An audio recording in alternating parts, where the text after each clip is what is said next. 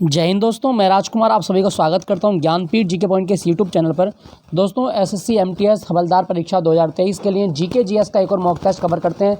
Mock test संख्या 11 है और इससे पहले 10 मॉक टेस्ट मैंने एसएससी एमटीएस के लिए अपलोड किए हैं। आप वहां से जाके जो प्लेलिस्ट बना दी है उसके जाके प्रश्नों का अभ्यास कर सकते हैं। तो चलिए आज का मॉक टेस्ट शुरू करते हैं। कौन से 25 प्रश्न हैं आज के मॉक टेस्ट में।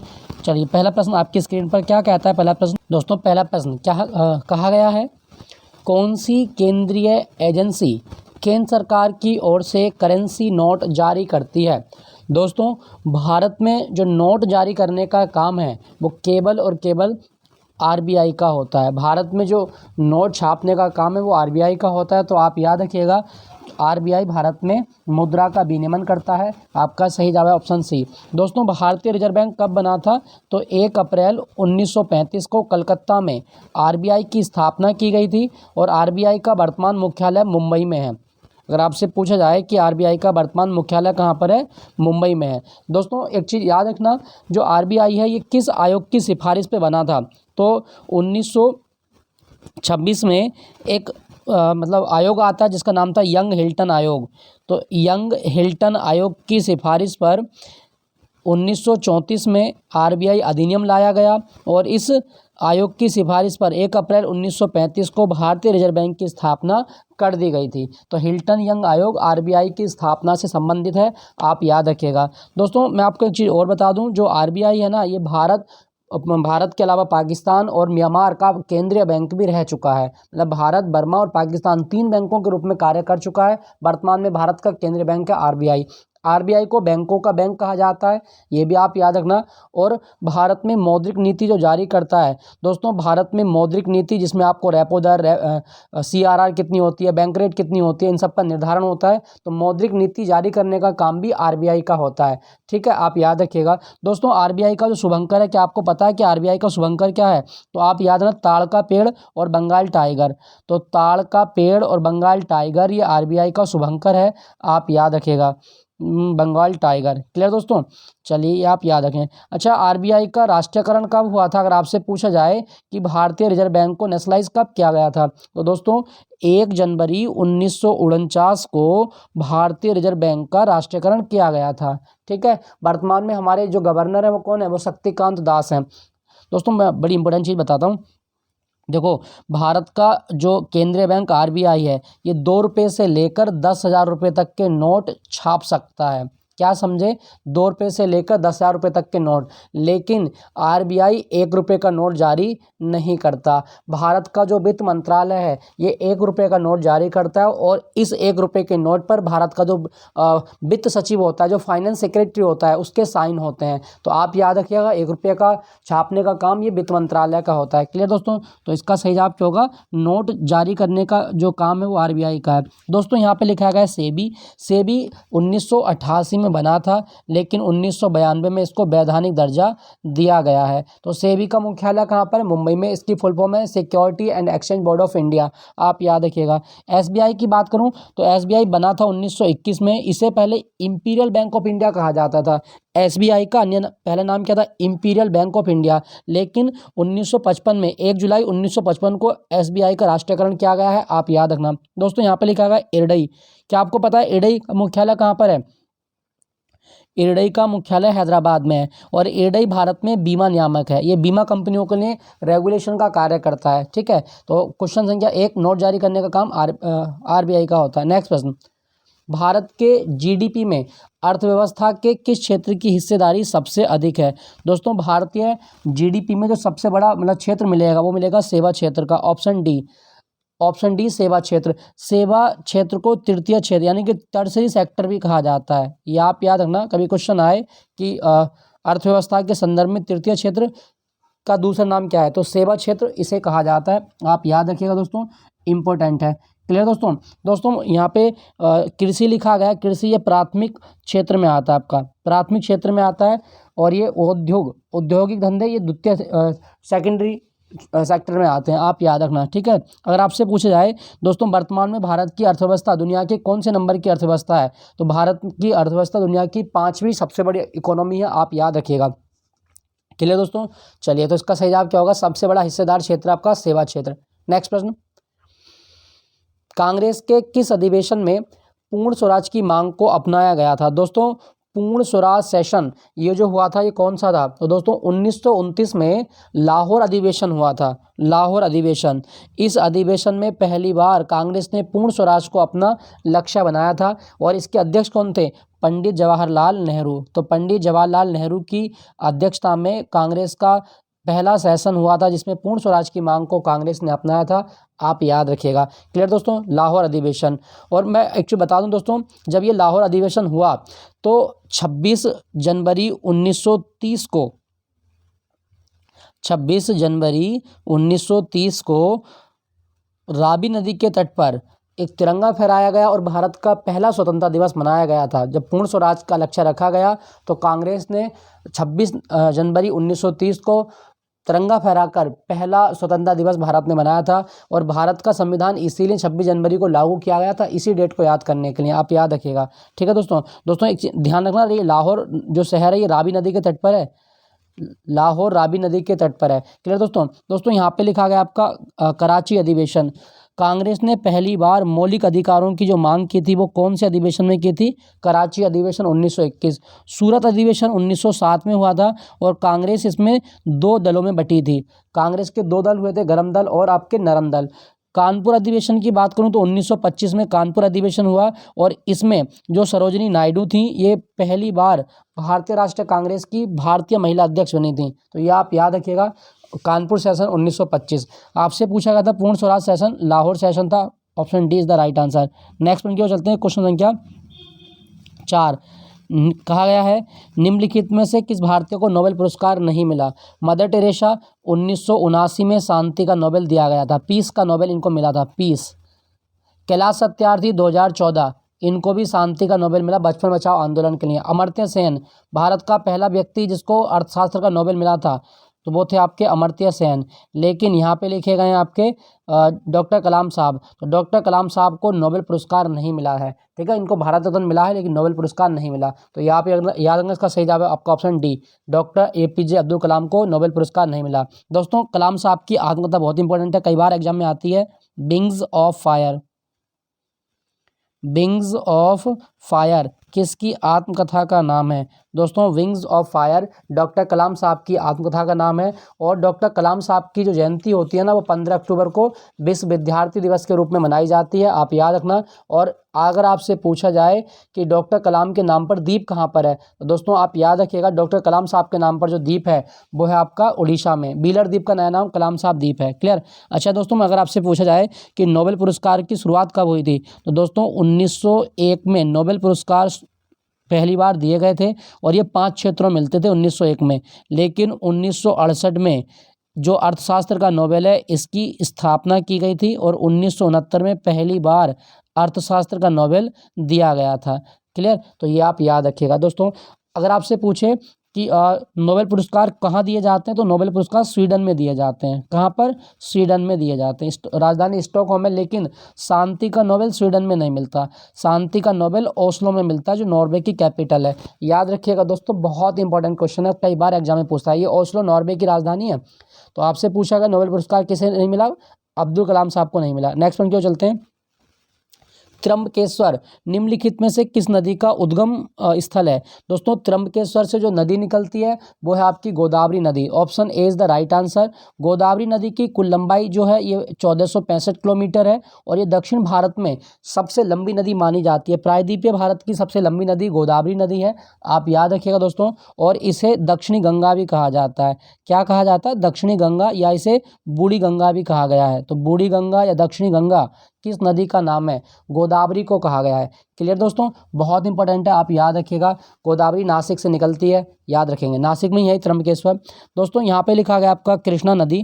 कृष्णा नदी जो निकलती है ये महाबलेश्वर से निकलती है, महाबलेश्वर। कृष्णा नदी का उद्गम कहाँ से होता है? महाबलेश्वर से होता है। और महाबलेश्वर जो है ये सतारा ज़िले में आता है, महाराष्ट्र के। तो महाराष्ट्र के सतारा ज़िले से कृष्णा नदी का उद्गम होता है, आप याद रखना। ठीक है। कावेरी नदी की बात करूँ तो कर्नाटक से कावेरी नदी निकलती है ब्रह्मगिरी की पहाड़ियों से।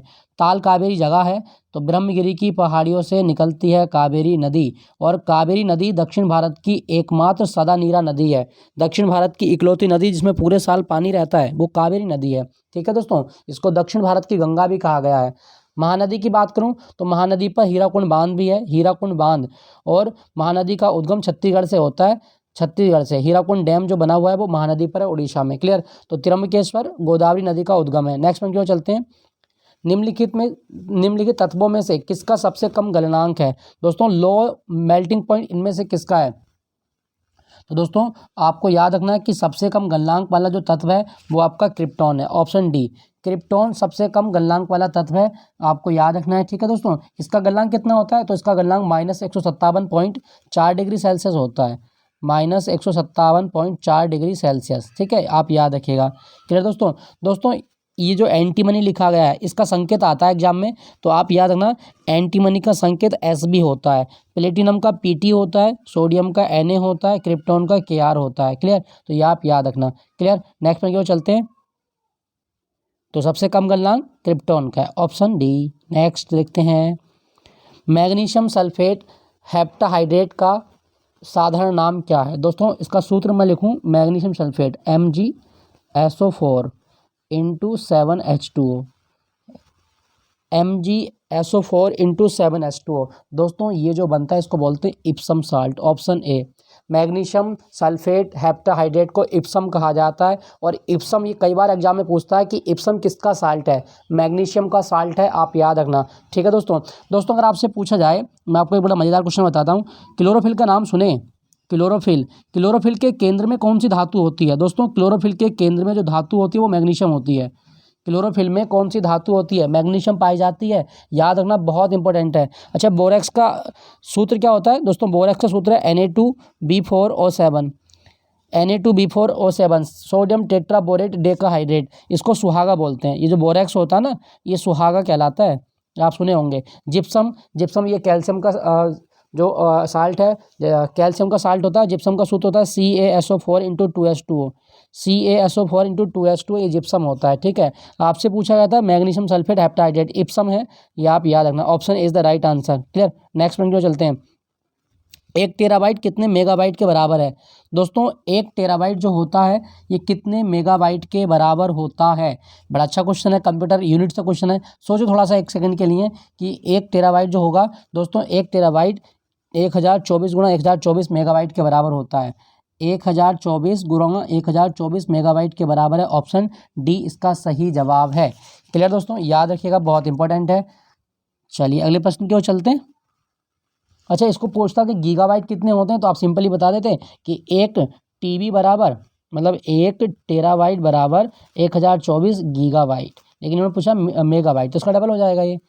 चलिए अगले प्रश्न की ओर, एलिफेंटा की गुफाएं किस देवता को समर्पित हैं। दोस्तों एलिफेंटा की गुफाएं मुंबई में है। पहला बात तो आप याद रखना है कि एलिफेंटा की गुफाएं किस शहर में, मुंबई में। क्लियर। अब एलिफेंटा की गुफाओं की बात करूं तो इसमें भगवान शिव की त्रिमूर्ति को दर्शाया गया है, तो इसका सही होगा ऑप्शन ए।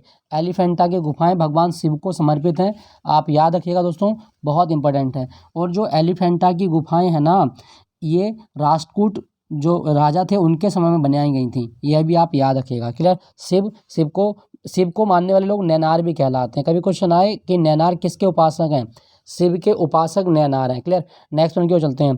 भारत में कौन सा बैंक मुद्रा नोट छापता है। देखो रिपीटेड क्वेश्चन अभी हम करें हैं इसके लिए, तो भारतीय रिजर्व बैंक, मुद्रा छापने का काम रिजर्व बैंक का होता है। ठीक है दोस्तों यहाँ पे ऑप्शन में लिखा गया नबार्ड। नबार्ड के बारे में आप याद रखना, 12 जुलाई 1982 को नबार्ड बना था, 12 जुलाई 1982 को नबार्ड बना था। और नबार्ड भारत का जो वित्त मंत्रालय है इसके अधीन कार्यरत है। नबार्ड भारत का वित्त मंत्रालय के अधीन कार्यरत है, और नबार्ड का काम कृषि और ग्रामीण क्षेत्र के विकास के लिए ऋण प्रदान करना होता है। कृषि और ग्रामीण विकास को लोन देता है नबार्ड। ठीक है, ये आप याद रखिएगा। तो आपसे पूछा गया नोट कौन छापता है, आरबीआई छापता है। नेक्स्ट प्रश्न, निम्नलिखित में बयानों में से कौन सा सूक्ष्म अर्थशास्त्र से संबंधित है। दोस्तों माइक्रो इकोनॉमिक्स के बारे में क्वेश्चन है, इसके बारे में बताना है कि कौन सा कथन ऐसा है जो सही कहा गया है, मतलब संबंधित है। देखें, सरकारी खर्चे के कारण बेरोजगारी कम हो जाएगी। अच्छा, ये बात माइक्रो अर्थशास्त्र में होती है? नहीं, ये नहीं होती है। क्लियर? तो ये गलत हो गया आपका। तो और देखते हैं माइक्रो इकोनॉमिक्स में क्या चीज़ें आती हैं। उसके बाद में देखें, पैसे की आपूर्ति में वृद्धि होने से मुद्रास्फीति में वृद्धि होगी। तो दोस्तों ये सूक्ष्म अर्थशास्त्र में नहीं आता। ठीक है। उसके बाद में ये आपका उसमें आता है मैक्रो इकोनॉमिक्स में। कम ब्याज दरों के कारण निवेश में वृद्धि होगी, तो ये भी माइक्रो का भाग नहीं है। प्राइवेट स्कूलों में अधिक फीस के कारण प्राइवेट स्कूलों में दाखिले में वृद्धि होगी, हाँ इसको आप कह सकते हैं। ठीक है। प्राइवेट स्कूलों में अधिक फीस के कारण पब्लिक स्कूलों में, पब्लिक है देखो, पब्लिक स्कूलों में दाखिले में वृद्धि होगी। ये जो है वो सूक्ष्म अर्थशास्त्र से संबंधित है। ऑप्शन डी इसका सही जवाब है। Clear? Option D. Next one की और बात करते हैं। निम्नलिखित में से कौन सा एक प्रभावी अग्निशामक है? दोस्तों कहने का मतलब है कि आग अगर लग जाएगी तो आप उस आग को किससे बुझाएंगे? दोस्तों वो होगा आपका हेलोंस। हेलोंस जो होता है ये अग्निशामक होता है आपका, याद रखिएगा दोस्तों, बहुत इंपॉर्टेंट है। ये जलती हुई आग को बुझाने का कार्य करता है। दोस्तों यहाँ पे लिखा गया आपका, यहाँ पे लिखा गया हीलियम। देखो हीलियम जो होता है ना, हीलियम आपसे दो तरह के क्वेश्चन पूछेगा। एक तो ये पूछेगा कि जो बलून होते हैं, जो गुब्बारे होते हैं, उनमें कौन सी गैस भरी जाती है? गुब्बारों में हीलियम गैस भरी जाती है। और गुब्बारों में हीलियम गैस भरने का कारण ये है कि हीलियम हल्की होने के साथ साथ अक्रिय गैस है। मतलब ये नॉर्मल टेम्परेचर या दाब कितना भी करें, टेम्परेचर कितना भी हो, उस पर क्रिया नहीं करती, तो इससे गुब्बारे में आग लगने की संभावना कम हो जाती है। दूसरी बात, ये गोताखोर अपने सिलेंडर में भी भरते हैं। हीलियम और ऑक्सीजन का जो मिक्सचर होता है, गोताखोर अपने सिलेंडर में ही भरते हैं। रीज़न ये है कि समुद्र की तली में जब दाब बढ़ता है ना, तो हमारे शरीर में ये विलय नहीं होती, ब्लड में मतलब हीमोग्लोबिन के अंदर हीलियम विलय नहीं होती। इससे हमारे शरीर की जो सेल्स होती हैं, जो कोशिकाएं हैं, उनमें जकड़न नहीं आती है, इसलिए इसका प्रयोग करते हैं। ठीक है। तो आपसे पूछा गया दूसरे एक ऑप्शन में लिखा गया आर्गन। दोस्तों आर्गन ना, इसको आप बल्ब में भर सकते हैं, ये भी आप याद रखना। हैलोजन लिखा गया, हैलोजन क्लोरीन है, फ्लोरीन है, ब्रोमीन है, आयोडीन है, ये सारी आपकी हैलोजन होती हैं। तो प्रभावी अग्निशामक कौन सा? हेलोन्स है। नेक्स्ट, निम्नलिखित गैसों में से किसकी कमरे के तापमान पर पानी में सर्वाधिक घुलनशीलता होती है? दोस्तों कमरे के ताप पर पानी में सबसे ज़्यादा घुलनशीलता किसकी होगी, ये हमें बताना है। तो आप याद रखना, वो गैस है आपकी अमोनिया। दोस्तों अमोनिया जो होती है, ये कमरे के ताप पर पानी में आसानी से घुल जाती है। अमोनिया का सूत्र क्या होता है? NH3। अमोनिया का सूत्र, अच्छा आपसे कभी क्वेश्चन पूछा जाए कि प्रयोगशाला में आप अमोनिया कैसे बनाओगे? हेबर विधि से। प्रयोगशाला में जो अमोनिया बनाई जाती है वो हेबर विधि से बनाई जाती है। कई बार आता है एग्जाम में, आप याद रखिएगा, हेबर विधि अमोनिया। दोस्तों आपको पता है कि जो वर्तमान में फ्रिज होते हैं उनमें कौन सी गैस भरी जाती है? दोस्तों जितने भी हमारे फ्रिज हैं, कूलिंग जो इंस्ट्रूमेंट है हमारे, उनमें आपके अमोनिया का प्रयोग करते हैं हम, अमोनिया। और अमोनिया की प्रकृति क्षारीय होती है, ये भी आप याद रखना, अमोनिया जो है क्षारीय होती है। क्लियर? अच्छा दोस्तों यहाँ पे एक ऑप्शन में लिखा गया आपका नाइट्रस ऑक्साइड, इसको बोलते हैं N2O। क्या आपको पता है कि हंसाने वाली गैस नाइट्रस ऑक्साइड को ही कहा जाता है? हंसाने वाली गैस कौन सी है? दोस्तों हंसाने वाली गैस नाइट्रस ऑक्साइड होती है, आप याद रखना, इंपॉर्टेंट है, बहुत इंपॉर्टेंट है। क्लियर दोस्तों? कार्बन डाइऑक्साइड ये आपके ग्रीन हाउस गैस है, carbon dioxide green house gas होती है। नाइट्रोजन आप जानते हैं, हमारे वायुमंडल में 78% जो हिस्सा है वो नाइट्रोजन का ही तो होता है। और बड़ा इंपॉर्टेंट चीज़ बताता हूँ, कुरकुरे तो खाए होंगे, कुरकुरे के पैकेट या जो चिप्स के पैकेट होते हैं, तो चिप्स के पैकेट में कौन सी गैस भरी जाती है? दोस्तों चिप्स के पैकेट में गैस भरी जाती है नाइट्रोजन। ठीक है। आपसे पूछा गया था क्वेश्चन में कि कमरे के ताप पर पानी में सबसे ज़्यादा घुलती है ammonia, option C. Clear? Next प्रश्न की ओर चलते हैं। इसमें कहा गया डैश एक हिंदू थे जो भक्ति आंदोलन और महाराष्ट्र के बरकरी संप्रदाय से जुड़े हुए थे। दोस्तों इंपॉर्टेंट क्वेश्चन है, स्टार लगा रहा हूँ, रट लेना, क्योंकि TCS इस क्वेश्चन को कई बार रिपीट कर चुकी है कि बरकरी संप्रदाय से जुड़े हुए भक्ति संत जो महाराष्ट्र में जिन्होंने भक्ति का प्रचार किया था, वो थे आपके गोरा कुंभार। गोरा कुंभार, ऑप्शन बी, गोरा कुंभार, आप याद रखना। ठीक है दोस्तों अगर आपसे पूछा जाए कि महाराष्ट्र जो है, महाराष्ट्र की स्थापना कब हुई थी, तो आप याद रखना 1 मई 1960 को महाराष्ट्र की स्थापना की गई है, 1 मई 1960। और महाराष्ट्र जो है इसका नया साल गुड़ी पड़वा है, महाराष्ट्र का नया साल गुड़ी पड़वा। नेक्स्ट की ओर चलते हैं। वायु की आर्द्रता मापी जाती है, दोस्तों वायु की ह्यूमिडिटी मापते हैं हाइग्रोमीटर से, option A is the right answer, hygrometer. Barometer लिखा गया है, इससे वायु दाब मापा जाता है। बैरोमीटर वायु दाब मापता है और हाइग्रोमीटर आर्द्रता मापता है। क्लियर दोस्तों? चलिए अगले प्रश्न की ओर चलते हैं। एम्स्टर्डम डैश की राजधानी है? दोस्तों जो एम्स्टर्डम है ना, वो किसकी राजधानी है? तो नीदरलैंड की राजधानी एम्स्टर्डम है, ऑप्शन बी नीदरलैंड की राजधानी एम्स्टर्डम है। दोस्तों दक्षिण कोरिया की राजधानी क्या है? सियोल। सियोल दक्षिण कोरिया की राजधानी सियोल। इटली की राजधानी रोम। और यूएई की राजधानी क्या है? इसकी है आपकी अबू धाबी। अबू धाबी याद रखना दोस्तों, अबू धाबी बहुत आता है एग्जाम में, याद रखेंगे। ठीक है, चलिए अगले प्रश्न की ओर चलते हैं। एम्स्टर्डम नीदरलैंड की राजधानी है। ठीक, अगले प्रश्न की ओर चलें। आज़ाद हिंद एक भारतीय अस्थायी सरकार थी जिसे काबीज किए डैश, मतलब कहाँ पे काबीज किए मतलब शहर, यहाँ भरना है कि आपको क्या आना है, में वर्ष 1943 में स्थापित किया गया था। दोस्तों आपको बताना है कि जो आज़ाद हिंद अस्थायी सरकार बनी थी वो कहाँ पे बनी थी। दोस्तों सही जवाब होगा सिंगापुर में बनी थी, ऑप्शन सी, सिंगापुर में बनी थी। सुभाष चंद्र बोस के नेतृत्व में ये बनी थी, तो आप याद रखना। ठीक है दोस्तों, सिंगापुर। दोस्तों सिंगापुर में ना एक जगह है पदांग। पदांग, क्या आपको पता है कि सुभाष चंद्र बोस ने जय हिंद का नारा जो दिया था वो कहाँ से दिया था? तो सिंगापुर में जो जय हिंद का नारा दिया गया वो पदांग से ही तो दिया गया था। और पदांग जो है दोस्तों ये आपका सिंगापुर में है, और इसको 75वीं राष्ट्रीय धरोहर बनाया था सिंगापुर की सरकार ने, आप याद रखिएगा दोस्तों। दोस्तों यहाँ पे लिखा गया आपको ऑस्ट्रेलिया। अगर आपसे पूछा जाए कि प्यासी भूमि का देश किसे कहा गया, ऑस्ट्रेलिया को प्यासी भूमि का देश, कंगारुओं की धरती, the land of golden fleece, इतने नामों से जाना जाता है। श्रीलंका, श्रीलंका की राजधानी श्री जयवर्धनेपुरम कोट्टे, और इसका राष्ट्रीय खेल है वॉलीबॉल। बांग्लादेश की बात करूँ तो बांग्लादेश की राजधानी ढाका, और ढाका में बिम्स्टेक का मुख्यालय है। ढाका में बिम्स्टेक का मुख्यालय, आप याद रखना। आपसे पूछा गया था आज़ाद हिंद सरकार कहाँ बनी थी, सिंगापुर में बनी थी, option C is the right answer. Question संख्या 18 की ओर चलते हैं, तो इसका सही जवाब सिंगापुर हो जाता है। नेक्स्ट देखते हैं, बिंदुसार किसका पुत्र था? दोस्तों बिंदुसार जो है ये चंद्रगुप्त का पुत्र है, ऑप्शन सी, बिंदुसार चंद्रगुप्त का पुत्र है, ये आप याद रखना। दोस्तों चंद्रगुप्त मौर्य हैं ये आपके, चंद्रगुप्त मौर्य, और चंद्रगुप्त मौर्य का बेटा बिंदुसार, बिंदुसार के बाद में अशोक, और अशोक का जो उत्तराधिकारी था वो कुणाल था, यह भी आप याद रखें। देखो चंद्रगुप्त मौर्य संस्थापक है मौर्य साम्राज्य का, फिर बिंदुसार, फिर अशोक, और अशोक का बेटा कुणाल, इस तरह से गद्दी पर बैठते हैं आपके। ठीक है दोस्तों, बिंदुसार के बारे में एक चीज़ आप और याद रखना, ये आजीविक संप्रदाय से संबंधित है। बिंदुसार आजीविक जो संप्रदाय उससे संबंधित है, ये भी आप याद रखें। क्लियर। यहाँ पे लिखा गया है शिवाजी। शिवाजी दोस्तों ये मराठा किंग हैं आपके, यह भी आप याद रखिएगा। नेक्स्ट प्रश्न है आपका, छायांकन का आविष्कार किसने किया था? दोस्तों छायांकन का आविष्कार विलियम फ्रीज ग्रीन ने किया था, William Friese Greene, option A is the right answer, William Friese Greene, option A. Next one की ओर चलते हैं, वस्तु का द्रव्यमान। दोस्तों द्रव्यमान, ये एक ध्यान रखना, द्रव्यमान एक ऐसी भौतिक राशि है जो आप कहीं पर भी चले जाएं, द्रव्यमान कहीं पर भी चले जाएं, ये कहीं पर भी चेंज नहीं होता। तो द्रव्यमान जो होता है दोस्तों सर्वत्र एक समान रहता है, ये भी आप याद रखना। द्रव्यमान हमेशा एक समान रहेगा, कभी चेंज नहीं होता, ऑप्शन बी। दोस्तों क्या घनत्व भी चेंज हो सकता है? देखो एक द्रव्यमान, एक घनत्व, और एक आपका विशिष्ट प्रतिरोध, तो किसी पदार्थ का विशिष्ट प्रतिरोध भी आपका कभी भी चेंज नहीं होता। ठीक है, द्रव्यमान जो है ये अदिश राशि है, ये भी आप याद रखना, इसका मात्रक किलोग्राम होता है। भार चेंज हो सकता है लेकिन द्रव्यमान चेंज नहीं हो सकता। कोई वस्तु जो पदार्थ से बनी हुई है उस पदार्थ की क्वांटिटी वो द्रव्यमान होती है। ठीक, नेक्स्ट प्रश्न की ओर चलते हैं, कोल्डी हवा पुरातात्विक स्थल है, ये कहाँ पर है? दोस्तों कोल्डी हवा जो पुरातात्विक स्थल है ये आपका उत्तर प्रदेश में है।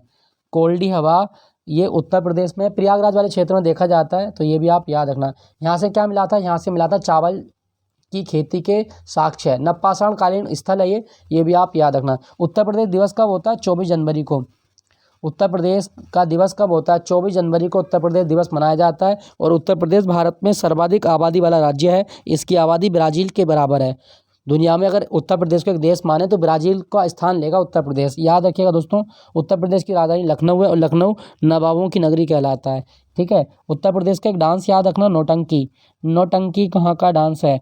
तो उत्तर प्रदेश का डांस है नौटंकी। दोस्तों मैं एक चीज़ और बता दूँ आपको, उत्तर प्रदेश में ना 4 टाइगर रिजर्व हो गए हैं, एक पीलीभीत टाइगर रिजर्व है, एक दुधवा टाइगर रिजर्व है, एक अमानगढ़ टाइगर रिजर्व है, और एक आपका अभी बना था रानीपुर जो आपका टाइगर रिजर्व है। अब 4 हो गए हैं। ठीक है, आप याद है, कोल्डी हवा उत्तर प्रदेश में है। यहाँ पे आपको ताजमहल देखने को मिलेगा आगरा में, तो ये भी आप याद रखिएगा। नेक्स्ट आपका, भारतीय संविधान का अनुच्छेद 19 बोलने आदि की स्वतंत्रता से संबंधित है, कुछ अधिकारों का संरक्षण किससे संबंधित है? दोस्तों अनुच्छेद 19 जो है ये बोलने की आज़ादी के बारे में है, तो हमें बताना है कि इसका जो संरक्षण है वो क्या है। तो इसके ऑप्शन देख लेते हैं, इसके ऑप्शन क्या हो सकते हैं। तो दोस्तों अनुच्छेद 19 की बात हो रही है ना, तो आपको पता होगा कि अनुच्छेद 12 से 35 तक क्या लिखे गए हैं, मौलिक अधिकार। तो ये भारतीय नागरिकों के मौलिक अधिकार से संबंधित है। ऑप्शन डी इसका सही जवाब है।